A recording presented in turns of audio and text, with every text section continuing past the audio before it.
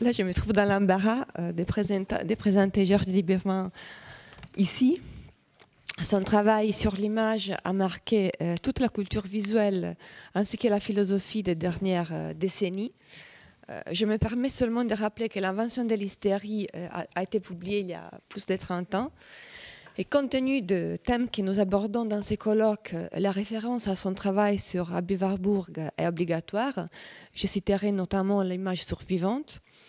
Warburg étant l'un des penseurs qui a su le mieux interroger la relation entre la théorie de la sensibilité, l'histoire de l'art et la science, en particulier la biologie, et Andrea Pinotti vient de nous en parler justement de ça.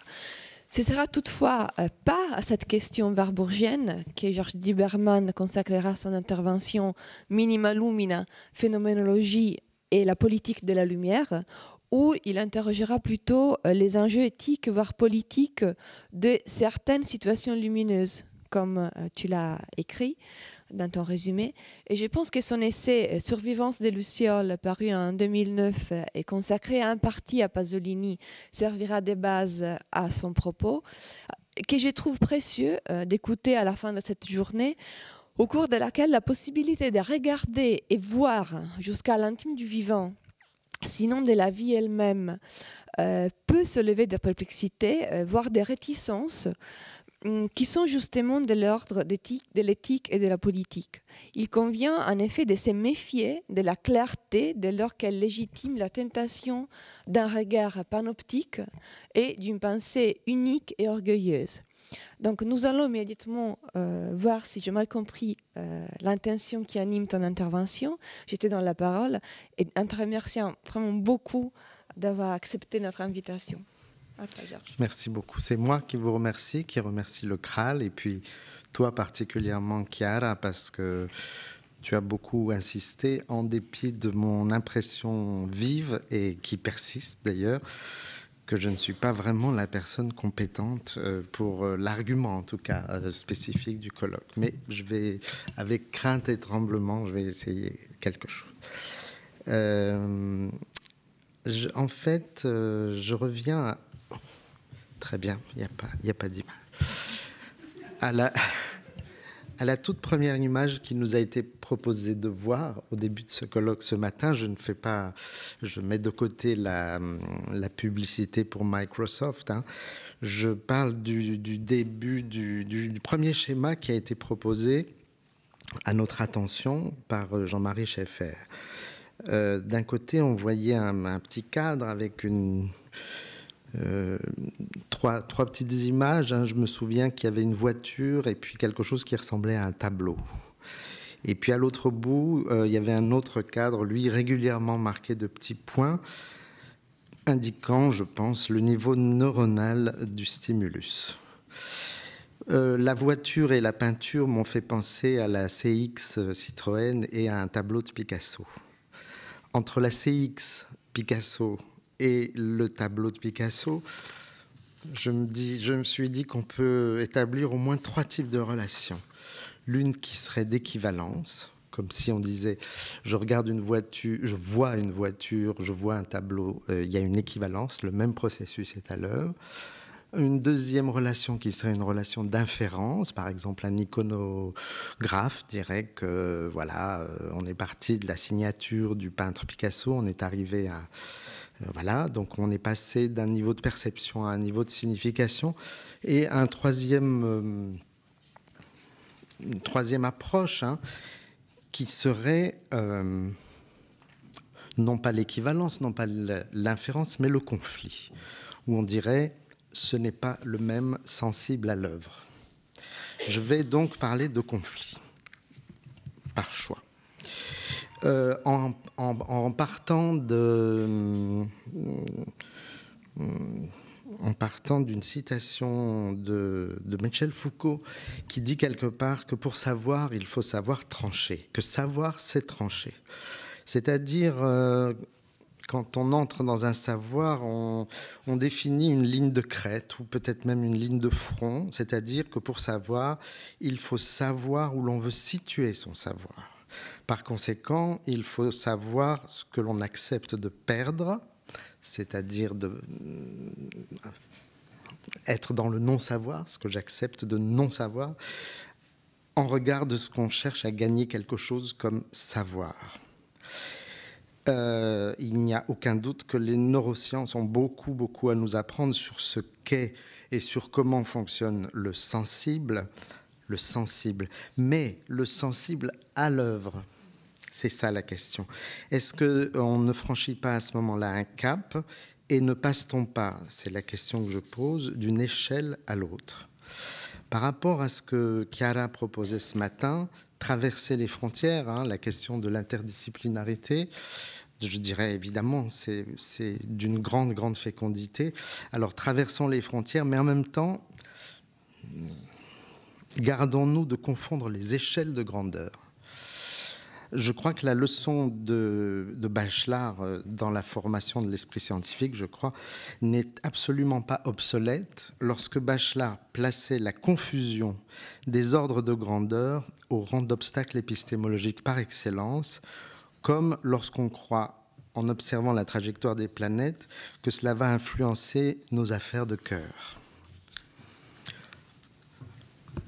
Alors, je crois que, oui, je suis sûr même que je ne travaille pas vraiment à l'échelle neuro. Bien que cette dimension soit connexe, évidemment, mais comment, toute la question est là, je crois que le colloque est fait pour ça, avec l'ordre de grandeur où s'observent les phénomènes, disons, liés à ce que Warburg a défini comme Kulturwissenschaft, disons les symptômes culturels. Disons, pour jouer sur les mots, l'échelle névro. Je rappelle brièvement, en citant l'inépuisable dictionnaire historique de la langue française, l'émergence qui est à la fois conjointe et disjointe des deux préfixes dans notre vocabulaire. Donc, je cite, neur, neuro, nèvre, névro. Élément savant tiré du grec neurone, tendon, qui se disait aussi du sexe de l'homme, et par métonymie d'une corde faite avec des nerfs et des boyaux, du lien qui fixe la tête de la flèche, de la corde de la lyre, des fibres d'une plante. Ce n'est que tardivement et dans le vocabulaire médical qu'il a pris le sens moderne de nerf en tant qu'organe de la sensation. La variante névro, repose sur la prononciation byzantine de l'upsilon grec, adoptée par le latin médiéval. Et c'est ce qui a donné donc dans un autre champ, qui est celui des sciences, je dirais, psychopathologiques, névrose, névrotique, etc. Je voulais parler de lumière. Donc, c'est ce que je t'ai proposé. Je dirais qu'il y a sans doute une définition de la lumière dans l'ordre de grandeur neuro et dans son approche du sensible. Mais dans l'ordre de grandeur du sensible à l'œuvre, je dirais qu'il n'y a pas de lumière, il n'y a pas la lumière, il y a des lumières. Même par exemple, dans ce qui a été évoqué ce matin, sur la question passionnante de la luminescence, je me suis demandé si la luminescence dont on parlait, qui est une luminescence filtrée par un appareil photo, numérisée, projetée par un PowerPoint, etc., est la même. Est-ce qu'on parle de la même expérience que lorsqu'on est devant un tableau où la pastille orange n'est pas séparable de sa matière, de son épaisseur, car la touche de peinture, elle est en relief, du vernis, bref, de toutes les qualités qui vont transformer la réfraction de la lumière. Je veux dire simplement qu'il n'y a pas la lumière dans l'ordre esthétique. Il y a des lumières, il y a même éventuellement des lumières contre des lumières. À cette échelle, il serait donc insuffisant, je parle bien à cette échelle, c'est modeste, de parler de la lumière en général, comme de parler d'ailleurs de la visibilité en général. Il y a lutte de certaines lumières contre d'autres lumières, parce qu'on pourrait dire dans l'ordre de l'expérience commune que certaines lumières font apparaître des choses et d'autres lumières les font disparaître. C'est comme le feu, la lumière, c'est multiple, c'est vorace, c'est pour le meilleur et pour le pire. En effet, comme tu l'as indiqué, En prenant un exemple qui avait été cher à Pier Paolo Pasolini, l'exemple des lucciole, des fireflies, je dirais qu'il est très facile de faire disparaître les lucioles. Pour cela, il vous suffit d'allumer un projecteur, un spot suffisamment puissant, un réverbère d'autoroute.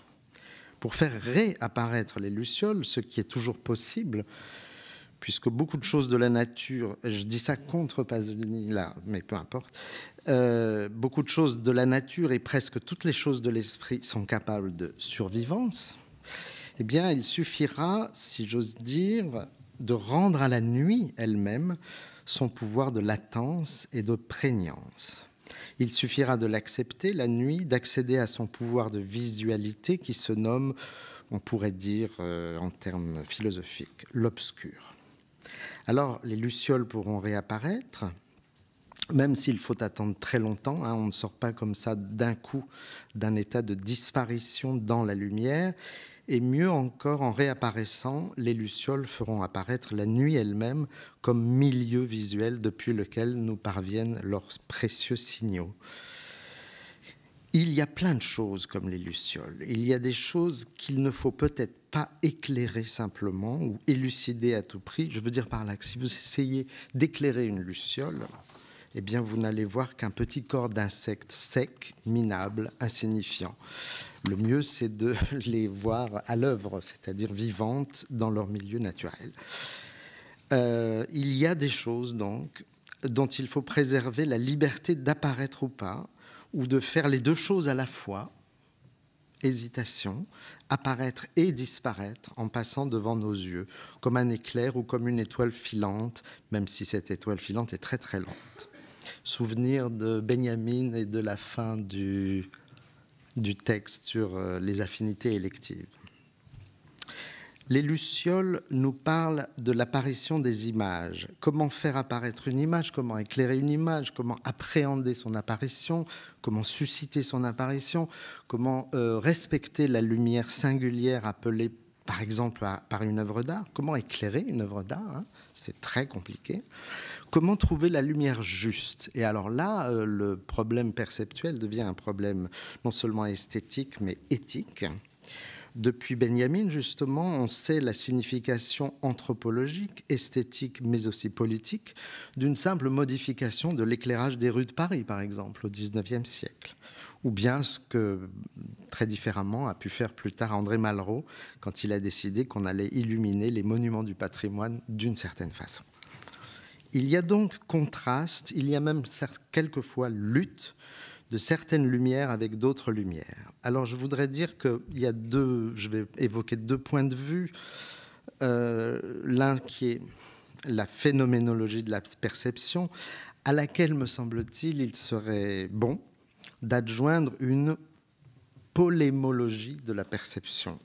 Quelque part, entre les mots que j'emprunte à Jacques Rancière dans son étude des rapports entre esthétique et politique, quelque chose qui mettrait en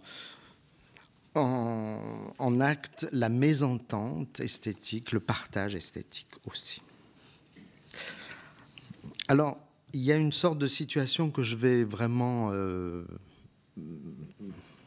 simplifier malheureusement. D'un côté, souvent, les travaux sociologiques ou politiques sur l'art, y compris ceux de Rancière, nous privent souvent d'une phénoménologie précise du monde sensible. Et on s'aperçoit que souvent la réciproque est vraie, c'est-à-dire celle-ci, la phénoménologie, quand elle est à la recherche d'une anthropologie commune à toute perception esthétique, elle fait souvent l'impasse sur les divergences possibles, comme si la perception, la sensation, le visible, etc. Et au milieu de tout ça, vous avez une notion qui s'appelle le goût, par exemple, le goût, qui sert en fait de cache-misère, je trouve, ou d'alibi, dans cette relation complexe, en fait, qu'il faudrait établir entre une phénoménologie du visible et une politique du visible. Je vais donner deux exemples rapidement extrêmes. Ça veut dire quoi qu'une chose est visible? Alors les approches sociologiques contemporaines, notamment quand elles sont inspirées du livre de Daniel Boorstin, The Image, Pour ces études, la visibilité serait le nouveau nom, puisqu'on vit dans une civilisation de l'image, comme on dit. Ça serait le nouveau nom de l'antique femme, de l'antique renommée. Notre collègue au CRAL, Nathalie Hennig, sociologue, a complété son analyse de l'élite artiste, mise en place selon elle depuis le 19e siècle, par une enquête sur les phénomènes de visibilité en tant que caractéristique centrale de ce qu'elle appelle le régime médiatique contemporain. Alors la notion de visibilité s'identifie à ce moment-là comme un régime scopique de la renommée sociale, qui fonctionne aussi, elle le montre très bien, comme un régime capitalistique des valeurs ou des biens visuels. Voilà ce qu'on fait avec de la perception visuelle, en quelque sorte.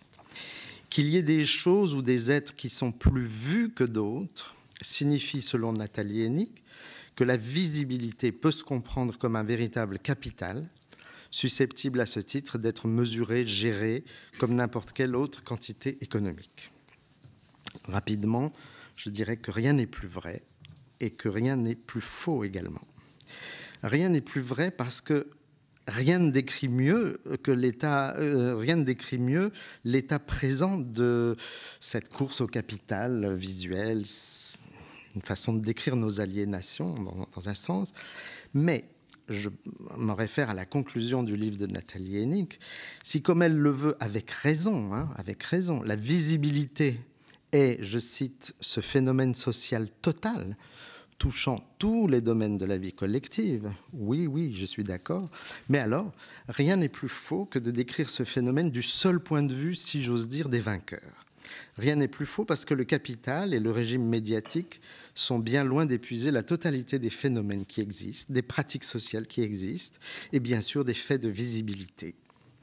Il est abusif de considérer le champ social comme réglé dans sa totalité sur un seul fonctionnement. C'est le conflit qui compte. Andrea, tu as introduit le conflit dans ce colloque de façon bien plus subtile que moi, avec ton hésitation. Mais voilà, tu parlais déjà du conflit, me semble-t-il. Ce champ social devrait bien plutôt être envisagé comme un champ de tension, voire comme un champ de bataille. Il y a des visibilités contre d'autres visibilités, comme il y a des lumières contre d'autres lumières, des pouvoirs contre d'autres pouvoirs, des fonctionnements contre d'autres fonctionnements. Une analyse cohérente de la société où nous vivons et des visibilités qui s'y forment ne peut pas se passer, et Simmel d'ailleurs l'avait bien vu autrefois, d'une analyse dialectique mettant en jeu tout ce qui est visible ou capitalisé avec et contre tout ce qui justement refuse de l'être. Que ce soit par volonté ou par destin, par conflit, je crois, dans tous les cas, il y a des phénomènes qui échappent à cette logique.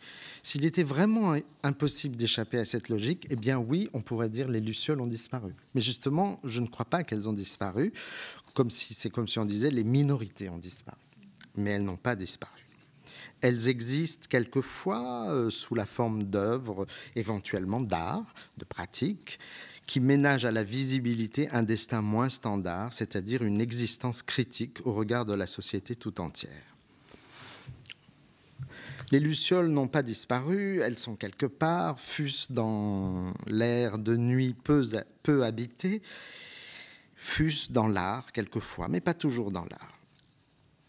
J'ai pris un exemple de sociologie, maintenant mon exemple phénoménologique, ce sera Merleau-Ponty tout simplement. Tout ce que je vais citer provient du livre Le visible et l'invisible. Merleau-Ponty qui en appelait à une pensée, disait-il, hyperdialectique. Une pensée qui saurait échapper aux antinomies brutales de l'être et du néant. On revient à ta question, me semble-t-il, d'hésitation, Kierkegaard. Le réel n'est fait en fait que de situations intervallaires, intermédiaires, conflictuelles ou de compromis. Quelque chose qui est jamais l'être absolu, ni le néant absolu, mais qui est entre l'être absolu, par exemple la visibilité capitale, et le néant absolu, c'est-à-dire les lucioles, il n'y en a plus. Voilà, c'est ni l'un ni l'autre. On ne comprend rien à rien, sans dialectiser, sans inclure le négatif dans chaque existence positive et le positif dans chaque néant supposé. Merleau-Ponty écrit « Tout est obscur quand on n'a pas pensé le négatif. Tout est clair quand on l'a pensé comme négatif. Car alors, ce qu'on appelle négation et ce qu'on appelle position apparaissent complices. Et même dans une sorte d'équivalence. Ils s'affrontent dans un tumulte au silence pareil. » C'est une citation poétique. « Le monde est comme cette bande d'écume sur la mer vue d'avion qui semble immobile et soudain, parce qu'elle s'est élargie d'une ligne, on comprend que de près, elle est ruissellement et vie. » Vous voyez la bande d'écume. Je pense que quelqu'un qui voudrait mesurer en permanence la bande d'écume ou qui voudrait la capitaliser, l'acheter ou la faire fructifier, on dirait qu'il est complètement fou. La bande d'écume va et vient entre la mer et le rivage et le sensible, c'est ça, c'est cette bande d'écume, c'est ce ruissellement perpétuel dont il est vain et néfaste de vouloir fixer la forme et encore pire la valeur. C'est le mouvement qui compte, bien sûr. L'ambiguïté fondamentale des œuvres d'art vient souvent de là, c'est que ce sont des objets et que par conséquent les œuvres d'art entrent dans le circuit de l'échange, de la valeur, du prestige. Et c'est pourquoi d'ailleurs on les éclaire vivement, on les met dans des cadres, dans des vitrines et puis on met beaucoup de lumière.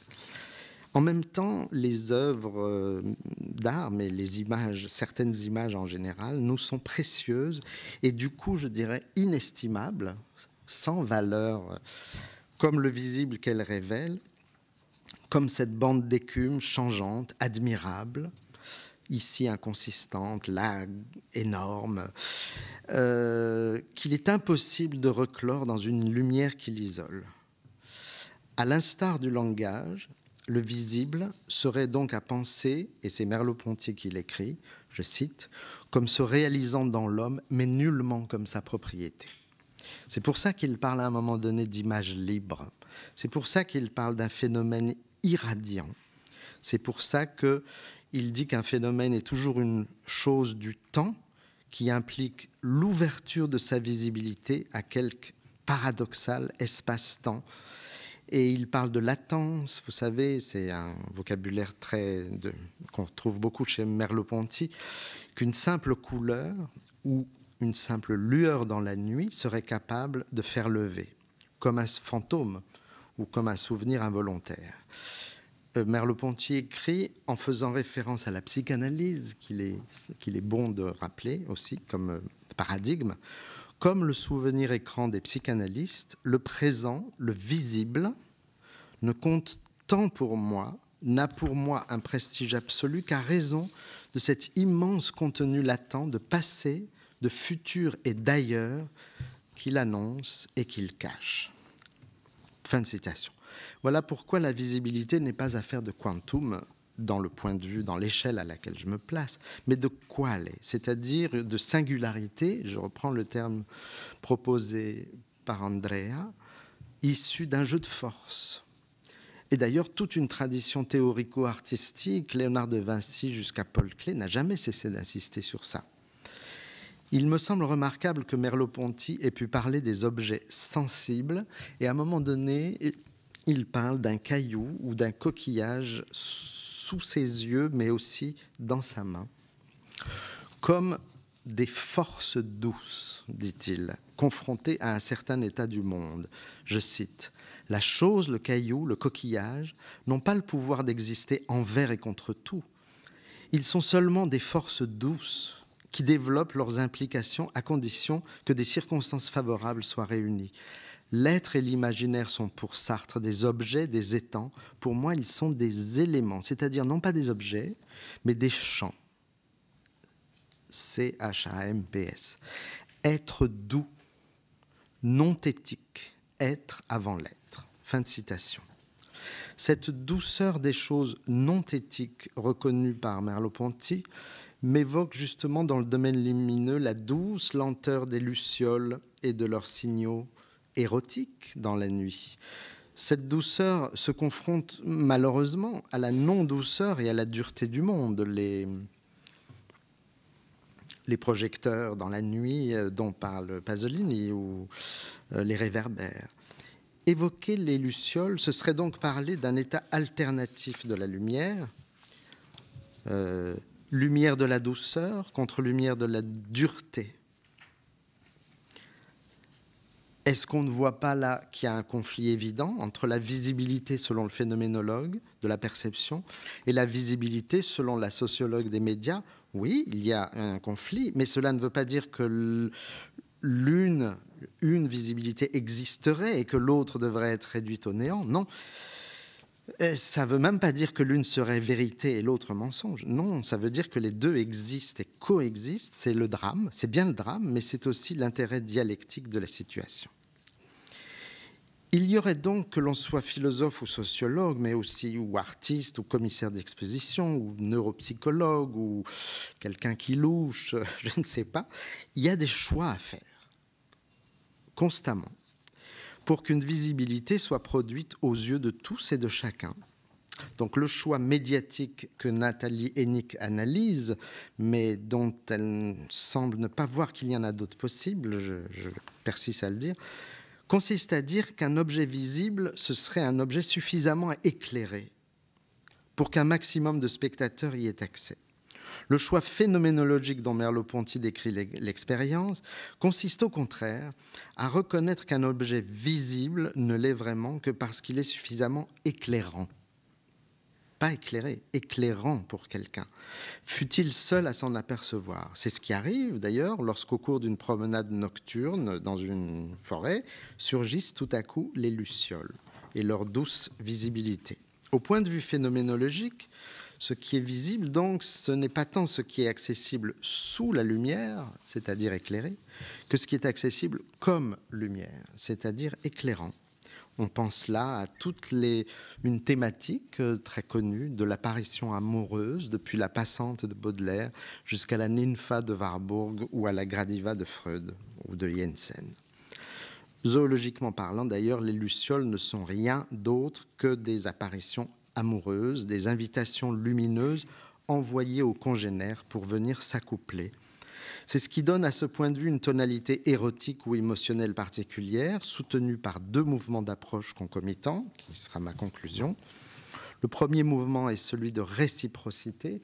Évidemment, quand on est sous un écran ou dans la visibilité médiatique, tout est organisé pour et par l'inégalité, le surplomb du regardant par le regardé. Non, quand Merleau-Ponty parle de ce mouvement, notamment quand il parle de l'incorporation du voyant au visible, il parle d'une réciprocité. La problématique de l'Einfühlung n'est pas très loin non plus d'ailleurs, avec cette idée que le corps voyant s'ouvre au corps visible dans le temps même où celui-ci, le corps visible, se trouve ouvert par le regard ou par le désir du spectateur. Ce qui amène Merleau-Ponty à suggérer quelque chose comme un baiser, un acte de lèvres adressé au visible et dans le visible. Il écrit « Le corps nous unit directement aux choses par sa propre ontogenèse, en soudant l'une à l'autre les deux ébauches dont il est fait, ces deux lèvres, la masse sensible qu'il est et la masse du sensible où il naît par ségrégation et à laquelle, comme voyant, il reste ouvert. » Réciprocité, donc. Le second mouvement, il est aussi érotique. C'est un mouvement de pulsation entre deux états antinomiques. Une pulsation qui, au niveau philosophique auquel se plaçait Merleau-Ponty, va de l'être à l'expérience et de l'expérience à l'être. Ah, ça c'est la grande question. Pulsation métaphorisée dans son texte par un état précisément, alternativement allumé et éteint. Au moment où ma perception va devenir perception pure, chose, être, elle s'éteint. Au moment où elle s'allume, je ne suis déjà plus la chose. Voilà. Façon de dire qu'on ne saurait tout avoir sous la même lumière, et notamment que si vous mettez en place dans une expérience scientifique, dans une exposition d'art, peu importe, que si vous mettez en place un objet bien éclairé de l'extérieur, il pourra difficilement manifester les puissances sensibles, le sensible à l'œuvre de l'obscur, et devenir de lui-même éclairant. il en est de tout choix esthétique comme de tout choix en général, éthique par exemple. Ce qu'on gagne d'un côté, on le perd de l'autre. Merci.